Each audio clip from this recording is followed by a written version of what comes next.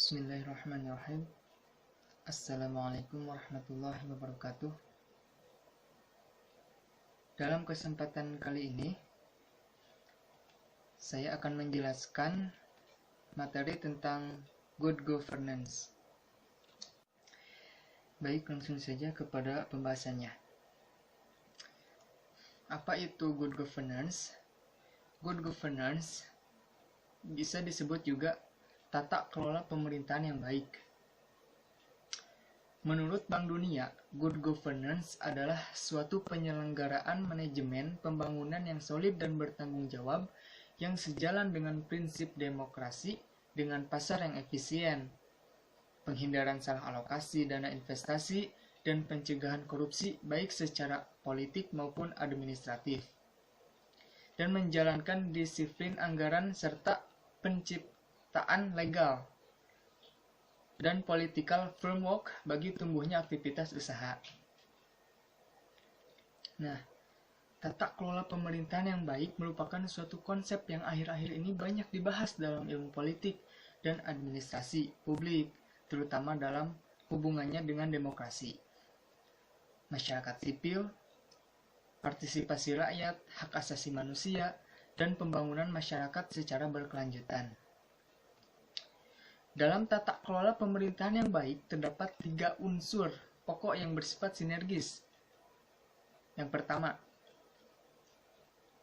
unsur pemerintahan yang dipercaya menangani administrasi negara pada suatu periode tertentu. Kedua, unsur swasta atau wirausaha yang bergerak dalam pelayanan publik. Yang ketiga, unsur warga masyarakat atau stakeholders. Lalu, pada praktiknya, tata kelola pemerintahan yang baik merupakan bentuk pengelolaan negara dan masyarakat yang bersandar pada kepentingan rakyat. Pemerintah dan masyarakat duduk bersama untuk membicarakan masalah-masalah yang dihadapi, dan sekaligus merencanakan bersama tentang sesuatu yang hendak dilakukan dan dikerjakan di masa mendatang. Lalu, good governance atau tata kelola pemerintahan yang baik dapat diketahui dengan melihat beberapa ciri dan karakteristiknya. Menurut Laude Ida tahun 2002, good governance memiliki 5 ciri dan karakteristik sebagai berikut. Pertama, terwujudnya interaksi yang baik antara pemerintah, swasta, dan masyarakat, terutama bekerja sama dalam pengaturan kehidupan sosial politik dan sosioekonomi. Yang kedua, komunikasi. Adanya jaringan multisistem, yaitu pemerintah, swasta, dan masyarakat, yang melakukan sinergi untuk menghasilkan output yang berkualitas. Yang ketiga, proses penguatan diri sendiri. Ada upaya untuk mendirikan pemerintah dalam mengatasi kekacauan dalam kondisi lingkungan dan dinamika masyarakat yang tinggi. Keempat, keseimbangan kekuatan atau balance of force dalam rangka mewujudkan pembangunan yang berkelanjutan. Ketiga elemen yang ada menciptakan dinamika, kesatuan dalam kompleksitas, harmoni, dan kerjasama. Kelima, independensi, yakni menciptakan saling ketergantungan yang di mana antara pemerintah swasta dan masyarakat melalui koordinasi dan fasilitas. Nah, dari kelima ciri dan karakteristik di atas, menurut Laude Ida, baru muncul setelah ada pemerintahan yang telah menerapkan good governance. Jadi, jika ciri tersebut tidak ada, maka bisa jadi good governance tidak tercapai pada pemerintahan tersebut. Sementara itu, untuk mencapai atau mengimplementasikan tata kelola pemerintahan yang baik, diperlukan setidaknya 5 persyaratan.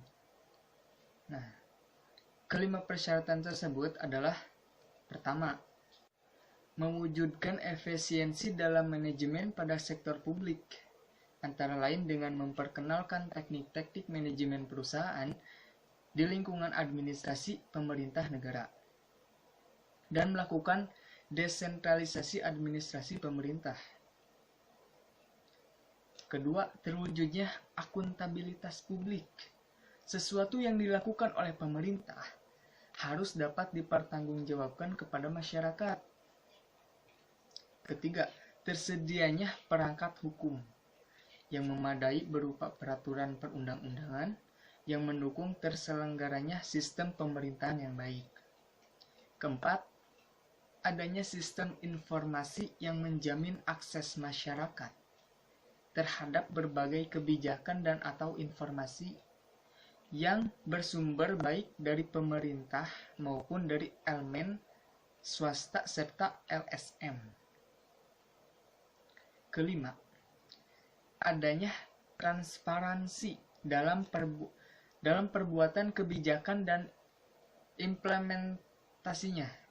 Jadi sehingga hak-hak masyarakat untuk mengetahui keputusan pemerintah terjamin.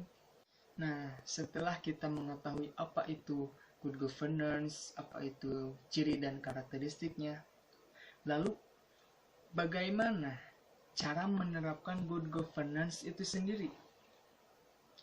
Di sini ada prinsip-prinsip good governance. Karena baik buruknya pemerintah bisa dinilai bila telah bersinggungan dengan semua prinsip good governance. Di sini ada 9 prinsip good governance. Pertama, partisipasi masyarakat.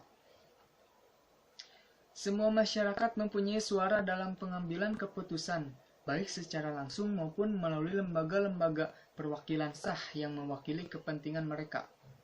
Partisipasi tersebut dibangun berdasarkan kebebasan berkumpul dan mengungkapkan pendapat, serta kapasitas untuk berpartisipasi secara konstruktif.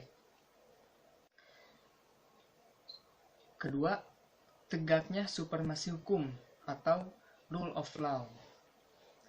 Partisipasi masyarakat dalam proses politik dan perumusan kebijakan publik memerlukan sistem dan aturan-aturan hukum. Sehubungan dengan itu, dalam proses mewujudkan cita-cita, good governance harus diimbangi dengan komitmen untuk menegakkan rule of law dengan karakter yang meliputi supremasi hukum, kepastian hukum, hukum yang responsif, pengakuan hukum yang konsisten dan non-diskriminatif, dan independensi peradilan. Yang selanjutnya, ketiga, prinsip transparansi. Apa itu transparansi? Transparansi adalah keterbukaan atas semua tindakan yang diambil oleh pemerintah. Prinsip transparansi menciptakan kepercayaan timbal balik antara pemerintah dan masyarakat melalui penyediaan informasi dan menjamin kemudahan di dalam memperoleh informasi. Yang keempat, peduli pada stakeholder atau dunia usaha. Lembaga-lembaga dan seluruh proses pemerintahan harus berusaha melayani semua pihak yang berkepentingan. Dalam konteks praktek lapangan dunia usaha, pihak korporasi mempunyai tanggung jawab moral untuk mendukung bagaimana good governance dapat berjalan dengan baik di masing-masing lembaganya. Selanjutnya, kelima, berorientasi pada konsensus. Menyatakan bahwa keputusan apapun harus dilakukan melalui proses musyawarah, melalui konsensus.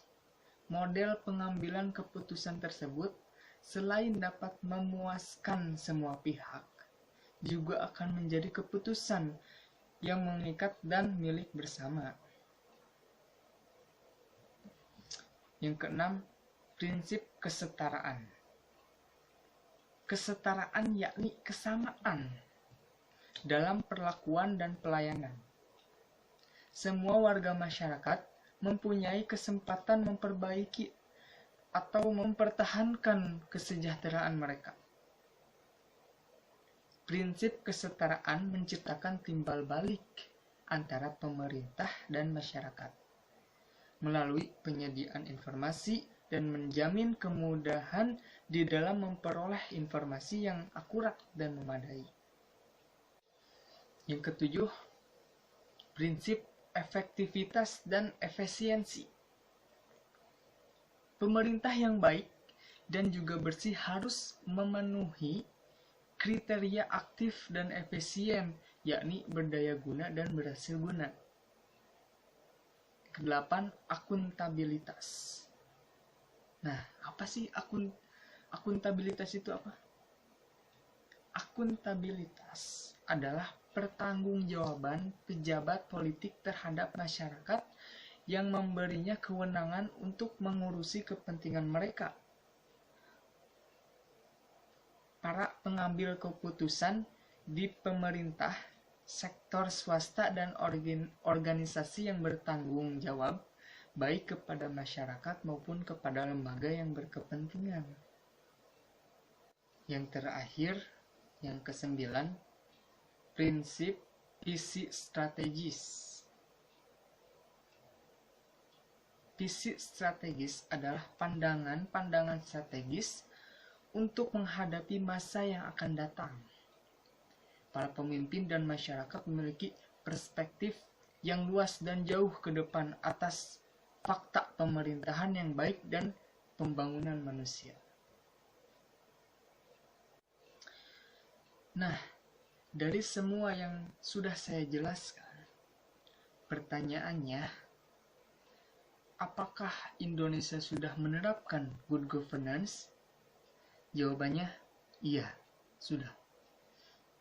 Good governance sudah dirintis dan diterapkan sejak era reformasi. Pada era tersebut, telah terjadi perombakan sistem pemerintahan yang menuntut proses demokrasi yang bersih. Sehingga good governance adalah alat reformasi mutlak diterapkan dalam pemerintahan baru. Tetapi, perkembangan reformasi yang sudah berjalan selama 18 tahun, good governance di Indonesia belum dapat dikatakan berhasil sepenuhnya, sesuai dengan cita-cita reformasi. Lalu, apa yang pemerintah kita lakukan? Apakah ada pembaharuan? Ada pembaharuan. Strategi yang dijalankan adalah pembaharuan produk dan layanan, penerapan sistem manajemen mutu, pengembangan IT, dan pengembangan SDM berbasis kompetensi. Sekian penjelasan dari saya. Kurang lebihnya mohon maaf. Wassalamualaikum warahmatullahi wabarakatuh.